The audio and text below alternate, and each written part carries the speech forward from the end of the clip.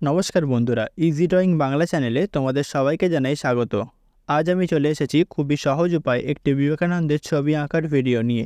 আঁকাটি শেখার জন্য ভিডিওটি শেষ পর্যন্ত দেখতে থাকো। দেখো বন্ধুরা, প্রথমে একটা লাইন টেনে নিচ্ছি 7.5 সেমি, তারপর 2.5 সেমিতে একটা মার্ক করলাম, 4 সেমিতে একটা মার্ক করলাম এবং অবশেষে 4.5 সেমিতে আরেকটা মার্ক করে নিলাম। এবার 4 সেমি যে দাগটা টেনেছিলাম, মার্ক করেছিলাম, সেখান থেকে একদিকে 2 সেমি একটা লাইন কেটে নিচ্ছি এবং অপর দিকে 4 সেমি একটা লাইন কেটে নিলাম। এবার দেখতে পাচ্ছ যে 4 সেমি লাইন কেটেছিলাম, তার ওপরের দাগের সোজাসুজি বাম দিক থেকে একটা লাইন টানলাম এবং সেই লাইনটা কন্টিনিউ করতে করতে নিচের দিকে নামছে। এইভাবে মুখটা আমরা করব। দেখো, মুখের এক পাশটা এইভাবে কিন্তু আমরা হয়ে গেল, দেখতেই পাচ্ছ কীভাবে করা হলো। এবার একইভাবে আর একটা দিক করছি, কন্টিনিউ করে ওই একই লাইন ওপরের দিকে তুলছি, আবার ওপর থেকে নিচের দিকে নামালাম। দেখো, মুখের আরেক পাশটা কিন্তু হয়ে গেল। এবারও করব আমরা মুখের ওপরের দিকটা। দেখো, একটা লাইন একটু বাঁকিয়ে টানলাম, হয়ে গেল মুখের ওপরের দিকটা। এবার কান এঁকে নিচ্ছি। দেখো কানটা কীভাবে করলাম, কত সহজভাবে। কানের ওপরের দিকটা একটু মোটা এবং নিচের দিকটা একটু সরু করলাম, আর একটু অবশেষে একটু ডিপ করে দিলাম। এবার ভ্রু আঁকবো।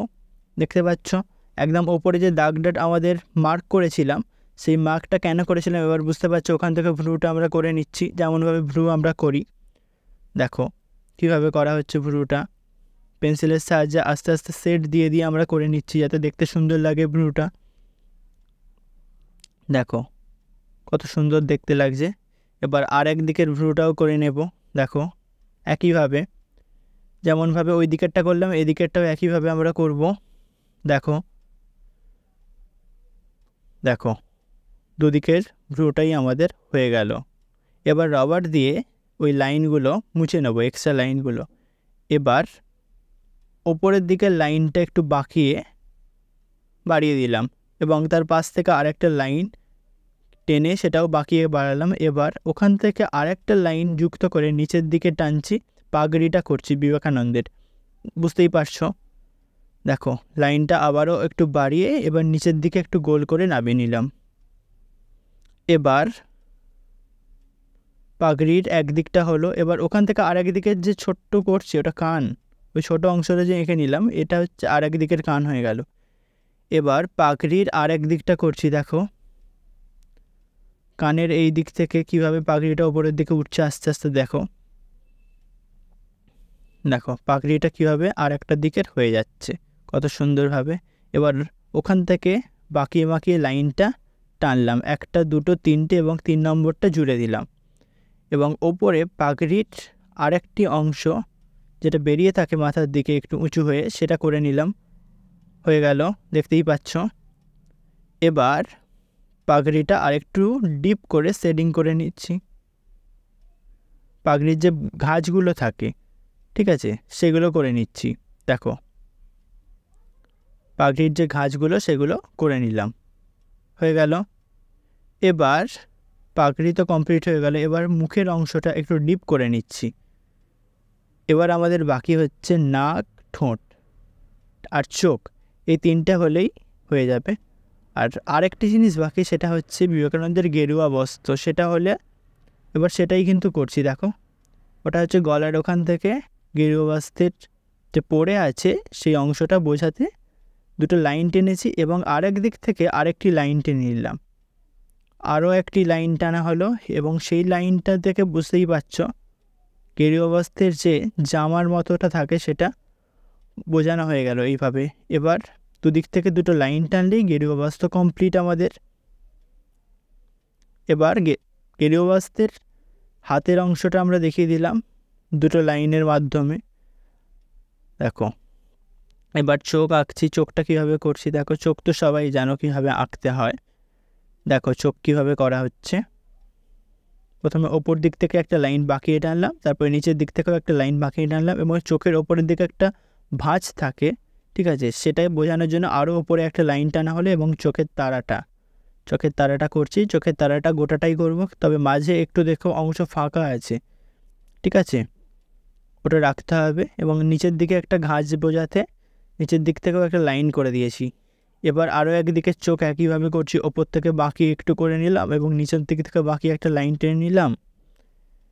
এবার চোখের তারাটা করব। দেখো চোখের তারাটা করার আগে চোখের ঘাঁজটা, ওপরের দিকের ঘাঁজটা করা হচ্ছে, দেখতে পাচ্ছ, এবং এবার নিচের দিকের ঘাঁজটা করা হচ্ছে। দেখো, কারণ চোখের আমাদের ওপরেও একটা ঘাঁজ থাকে, নিচেও একটা ঘাঁজ থাকে। এবার চোখের তারাটা করছি। এক্ষেত্রেও দেখো চোখের তারার মাঝের অংশটা ফাঁকা থাকবে, বাকিটা পুরোটা ডার্ক করে দেবে পেন্সিল দিয়েই, দেখতে পাচ্ছ। এবার নাক করছি। নাকটা দেখো ভুরুর কাছ থেকে জুড়ে আস্তে আস্তে নামছে, ঠিক আছে। আর একদম আমি ডিপ করে শেডটাও দেখিয়ে দিচ্ছি একই সাথে, দেখো কীভাবে করছি। এবার নাকের যেরকম বাঁকটা ওখানে হবে সেরকম একটু এসে লাইনটা টেনে একটু নিচের দিকে বাঁকিয়ে দিলাম এবং তারপর নাকটা কন্টিনিউ করছি। দেখো এখনও নাকটা হচ্ছে এবং নাকের নিচে আমাদের যেটা দুটো ভাঁজ থাকে সেটা করে নিলাম। এবার ঠোঁট আঁকবো। ঠোঁটটা খুব ভালো করে করতে হবে। দেখো ঠোঁটটা কিন্তু গন্ডগোল হয়ে যেতে পারে, মন দিয়ে দেখো ঠোঁটটা কীভাবে করছি, দেখতে পাচ্ছ কত সুন্দর করে আস্তে আস্তে। যদিও ভিডিওটা একটু জোরে দেখানো হচ্ছে, তোমরা আস্তে আস্তে দেখে দেখে ভিডিওটা চেষ্টা করতে পারো। দেখো ঠোঁটটা আস্তে আস্তে কন্টিনিউ করলাম। এবার বোঝা যাচ্ছে বিবেকানন্দের মুখ বলে। দেখো এবার ঠোঁটের নিচের দিকটা কিছুই নয়, খালি একটা লাইন একটু গোল করে টানলেই হয়ে যাচ্ছে ঠোঁট। এবার ঠোঁটের নিচের একটা ঘাঁজ থাকে আমাদের সবাইয়েরই, সেটাই ওটা বোঝানো হলো। নিচের দিকে একটু বাঁকিয়ে লাইনটা টানা হলো এবং নাকের পাশে একটা ঘাঁজ বোঝানোর জন্য একটা লাইন টেনে ওটা নিচের দিকে আস্তে আস্তে নামানো হচ্ছে। ওপরের দিকটা একটু মোটা, নিচের দিকটা একটু সরু হয়ে গেল। এবার গোটা আঁকাটা পেন্সিল দিয়ে একটু ডিপ করে নেবো। দেখো গোটা আঁকাটা পেন্সিল দিয়ে একটু ডিপ করে নিচ্ছি। আর পেন্সিল দিয়ে ডিপ করা কমপ্লিট হয়ে গেলে দেখো গলার ওখানে আরেকটা আমাদের লাইন টানা বাকি ছিল, ওটা হচ্ছে বস্ত্র, যেই বস্ত্রটা বা পোশাকটা পরে আসি তারই অংশ, সেটা করে নিলাম। এবার স্কেচ পেন দিয়ে আঁকাটা গোটাটা করে নিচ্ছি যাতে তোমরা ভালো বুঝতে পারো আরও। দেখো স্কেচ পেন দিয়ে কীভাবে করা হচ্ছে, এটা খুবই ইজি, কারণ আমরা যেটা এতক্ষণ আঁকলাম তার ওপরেই খালি সাবধানে একটু বর্ডারের মতো করে নেওয়া, যাতে জিনিসটা আরও সুন্দর তোমরা বুঝতে পারো আর দেখতে ভালোও লাগে। এছাড়া আর কিছুই না। দেখো যেটা এঁকেছি তার ওপর থেকেই আস্তে আস্তে করতে হবে, কারণ ঘেঁটে গেলে জিনিসটা বাজে লাগবে, ঠিক আছে। চোখ, নাক, ভ্রু এইগুলো খুব সাবধানে করতে হবে স্কেচ পেন দিয়ে, কারণ স্কেচ পেনে একটু উল্টোপাল্টে চলে গেলেই জিনিসটা খারাপ দেখতে লাগবে। দেখো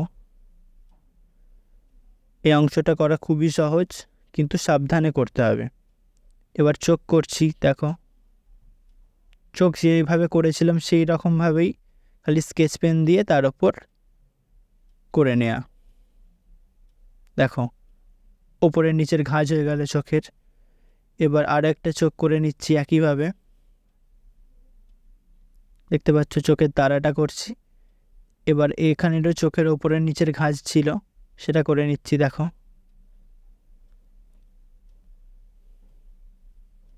দেখো কত সুন্দর লাগছে এবার দেখতে।